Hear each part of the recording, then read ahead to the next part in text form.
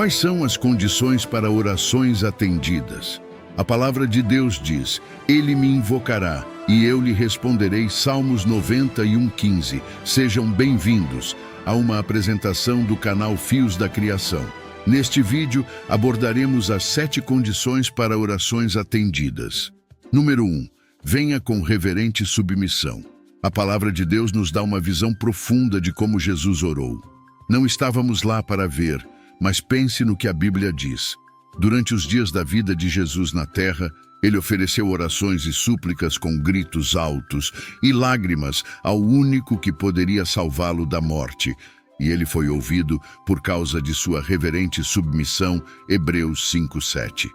É-nos dito porque Deus sempre ouve as orações de seu Filho. Jesus foi ouvido por causa de sua reverente submissão. Esse tipo de submissão é a primeira condição ao se aproximar de Deus quando queremos que nossas orações sejam atendidas. A submissão tem 4 ingredientes principais: humildade, obediência, respeito e amor. O orgulho bloqueia muitos cristãos de se submeterem, mas o orgulho é destrutivo e não deve ser cultivado. 1 Pedro 5:5 diz: Da mesma forma, vocês que são mais jovens, sujeitem-se aos mais velhos. Todos vocês, revistam-se de humildade no trato uns com os outros, porque Deus se opõe aos soberbos, mas concede graça aos humildes. A obediência e o respeito são requisitos principais na submissão a Deus. Você não pode obedecer e respeitar se não se submeter. Finalmente, lembre-se de que Deus deseja seu amor. Aprenda a demonstrar seu amor por Ele. Assim, você tornará seu relacionamento mais forte. Você também se sentia atraído por este tema intrigante? Se sua resposta é sim, deixe um comentário com apenas a palavra fé aqui embaixo. Isso me ajudará a saber que você está participando ativamente e comprometido com nosso conteúdo. Assim que eu ver o seu comentário, darei um coraçãozinho como forma de agradecimento, mostrando que valorizo sua interação. Além disso, se você deseja apoiar o canal e contribuir para que nossa comunidade cresça, não se esqueça de deixar um gostei e se inscrever. Seu apoio é essencial para que possamos continuar trazendo conteúdos importantes e interessantes para você. Vamos lá. Como mostramos essa submissão reverente? Hebreus 5:7 se refere ao momento em que Jesus orou no jardim do Getsemane. Aqui está a descrição do que aconteceu nesse momento, e indo um pouco adiante, prostrou-se sobre o rosto, orando e dizendo: Meu Pai, se é possível, passe de mim este cálice. Todavia, não seja como eu quero, mas como tu queres. Ele foi novamente orar pela segunda vez, dizendo: Meu Pai, se este cálice não pode passar de mim sem que eu o beba, faça-se a tua vontade. Mateus 26, do 39 ao 42. Portanto, uma submissão reverente consiste em dizer ao Pai: Não como eu quero, mas como tu queres. A tua vontade seja feita. Consiste em renunciar à nossa própria vontade e aceitar a vontade de Deus. Jesus nos deu uma oração como padrão, que é o que chamamos de oração do Senhor. Em parte dessa oração, ele incluiu esse princípio: Venha o teu reino, seja feita a tua vontade, assim na terra como no céu. Quando você se aproxima de Deus, precisa dizer: A tua vontade seja feita. Essas palavras simples significam que se minha vontade não está alinhada com a sua, então eu deixo de lado a minha vontade ou abandono a minha vontade para que a sua seja feita. Você está basicamente dizendo que, quando nossas duas vontades conflitam, deixe a sua prevalecer. A oração é uma das maiores oportunidades, um dos maiores privilégios e um dos maiores ministérios disponíveis a todos os cristãos. Não leio que Jesus realmente ensinou seus discípulos a pregar, mas ele os ensinou a orar. Número 2. Tenha fé. O livro de Hebreus nos informa sobre o segundo requisito para se aproximar de Deus. Sem fé, é impossível agradar a Deus, pois é necessário que aquele que se aproxima de Deus creia que Ele existe e que recompensa aqueles que o buscam diligentemente. Hebreus 11:6. A fé é uma condição básica para ser aceito na presença de Deus. Qualquer pessoa que se aproxima de Deus é chamada a crer. Somos obrigados a acreditar em duas coisas específicas.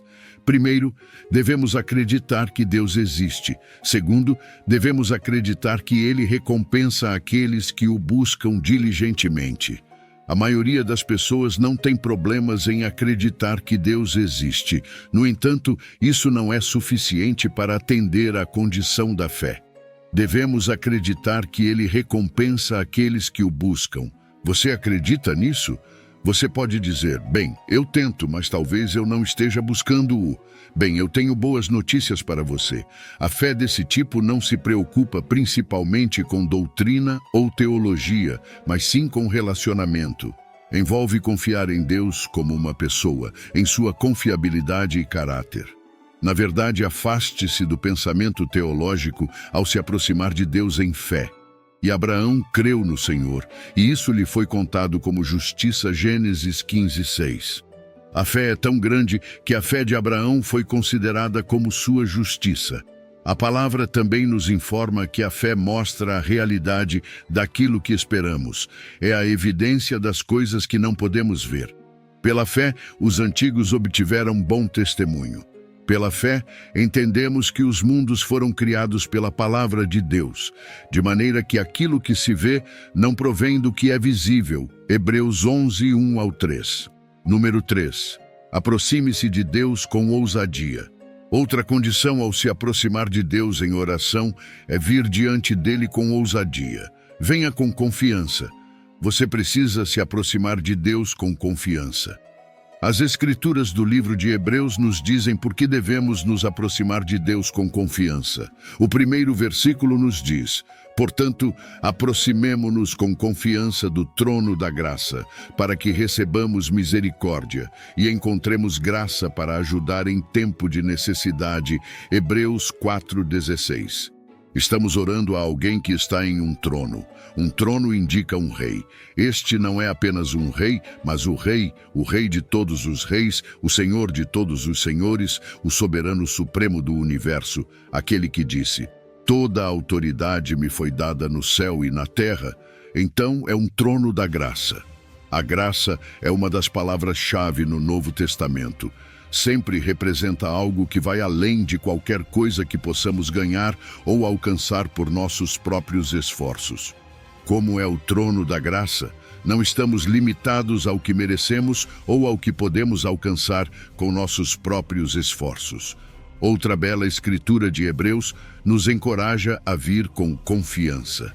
Portanto, irmãos, uma vez que temos confiança para entrar no Santo dos Santos, pelo sangue de Jesus, aproximemo-nos com sincero coração e plena certeza de fé. Hebreus 10:19-22. Venha sem condenação. O lado positivo de vir a Deus com ousadia é vir com confiança. O outro lado é que devemos vir sem condenação. Várias passagens da Escritura falam sobre a necessidade de estar livre de condenação. Aqui está um exemplo em Salmos. Se eu considerar a iniquidade no meu coração, o Senhor não me ouvirá. Salmos 66:18.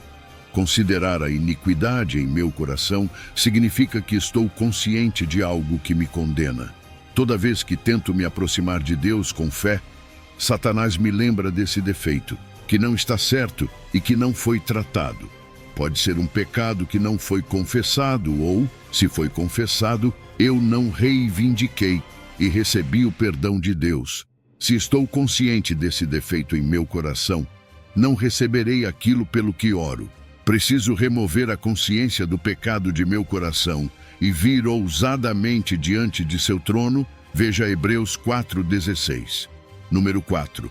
Tenha o motivo certo. A quarta condição para entrar na presença de Deus é ter o motivo certo. Pessoas religiosas tendem a se concentrar no exterior. Estão preocupadas com a maneira como as pessoas se vestem e nas coisas que comem. É difícil para pessoas religiosas que trabalham do exterior para o interior perceber que Deus começa de dentro e trabalha para fora. A verdade é que Deus olha para os corações dos homens. Veremos na Bíblia que, Quando Deus enviou Samuel à casa de Jessé para ungir um de seus filhos como futuro rei de Israel, todos eles eram externamente fortes, bonitos e corretos. Toda vez que Samuel via um desses filhos externos, dizia para si mesmo: "Este deve ser o escolhido." Mas toda vez que Samuel dizia isso, o Senhor o corrigia e dizia: "Esse não é o escolhido." Então o Senhor explicou a situação a ele. O Senhor não vê como vê o homem. O homem olha para a aparência exterior, mas o Senhor olha para o coração. 1 Samuel 16:7. Deus examina os pensamentos e as intenções dos nossos corações. Deus não olha apenas para o que pedimos em oração, mas também se preocupa com o porquê de querermos isso. O versículo seguinte explica: "Vocês pedem e não recebem, porque pedem com más intenções para gastá-las em seus prazeres." Tiago 4, do 2 ao 3. Um motivo simples pelo qual não temos as coisas que Deus quer para nós é porque não pedimos. Mas, se pedimos e não recebemos, pode ser porque estamos orando com os motivos errados. Em particular, Tiago nos alerta sobre um motivo errado ao orar ao nosso Pai, que é gastar em nossos prazeres pessoais. Se nossas orações são egoístas, nossos motivos estão errados. Estamos simplesmente querendo algo para nosso próprio conforto e satisfação pessoal. Então perguntamos: qual é o motivo certo para orar? Jesus declarou claramente: "Tudo o que pedirem em meu nome, eu farei, para que o Pai seja glorificado no Filho." João 14:13. Jesus nos deu uma maravilhosa promessa de que tudo o que pedirmos em seu nome, Ele fará. No entanto, a base sobre a qual Ele fará isso é que o Pai seja glorificado no Filho. O motivo certo para orar é que a resposta traga glória a Deus. Este é, na verdade, o motivo para tudo o que fazemos. Número 5. Perdoe aqueles que te feriram. No Sermão da Montanha, uma das coisas que Jesus nos ensinou a dizer foi: "Perdoa-nos as nossas ofensas, assim como nós perdoamos a quem nos tem ofendido." Mateus 6:12. Perdoa-nos assim como perdoamos os outros. O que podemos não perceber é que há uma condição para receber respostas às orações. A última petição na oração do Senhor é uma petição por livramento de Satanás. Livra-nos do mal. Mateus 6:13. Você e eu não temos o direito de orar por livramento até que tenhamos perdoado os outros, assim como gostaríamos que Deus nos perdoasse. Jesus também nos diz: "E quando estiverem orando, se tiverem alguma coisa contra alguém, perdoem." Marcos 11:25. Isso não exclui nada nem ninguém. Ao orar, perdoe, para que seu Pai que está nos céus também perdoe suas ofensas. Mas, se vocês não perdoarem, também não receberão o perdão de seu Pai que está nos céus. Marcos 11:26. Isso é absolutamente claro e é dirigido aos cristãos, aqueles que têm Deus como seu Pai celestial. Antes de orarmos, precisamos perdoar. Não nos fará bem tentar nos aproximar de Deus em oração com falta de perdão em nossos corações contra alguém ou qualquer coisa. Número 6. Seja dirigido pelo Espírito Santo. A palavra de Deus nos diz: "Porque todos os que são guiados pelo Espírito de Deus, esses são filhos de Deus." Romanos 8:14. Como você vive diariamente como filho ou filha de Deus neste mundo? É sendo regularmente e continuamente guiado pelo Espírito Santo. Em Romanos 8, o apóstolo Paulo aplica essa verdade sobre a liderança do Espírito Santo na vida de um cristão. Isso é especialmente verdadeiro para nossas vidas de oração. Da mesma forma, o Espírito nos ajuda em nossa fraqueza, pois não sabemos orar como convém. Mas o mesmo Espírito intercede por nós com gemidos inexprimíveis. E aquele que sonda os corações sabe qual é a mente do Espírito, porque o Espírito intercede pelos santos, segundo a vontade de Deus. Romanos 8, do 26 ao 27. Número 7. Peça de acordo com a palavra de Deus. A sétima condição para que nossas orações sejam atendidas é orar em conformidade com a Bíblia. Este ponto está intimamente relacionado à condição anterior de ser dirigido pelo Espírito Santo. Você vê, a grande questão na oração é a vontade de Deus.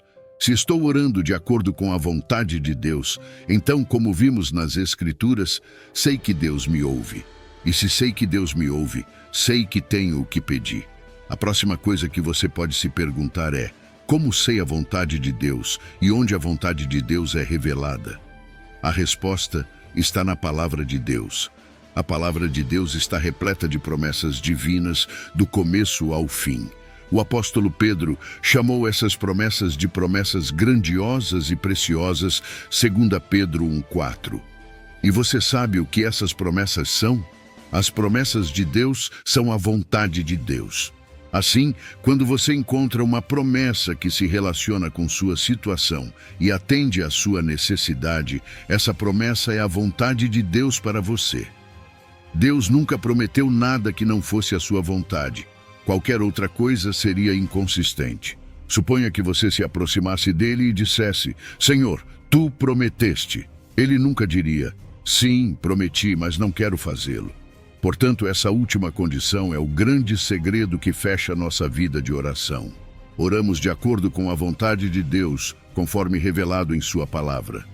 Você nunca orará uma oração mais elevada ou mais eficaz do que quando guiado pelo Espírito Santo. Você vai à palavra, encontra a promessa que se relaciona com você e sua situação e diz: Senhor, tu disseste, então tu o farás.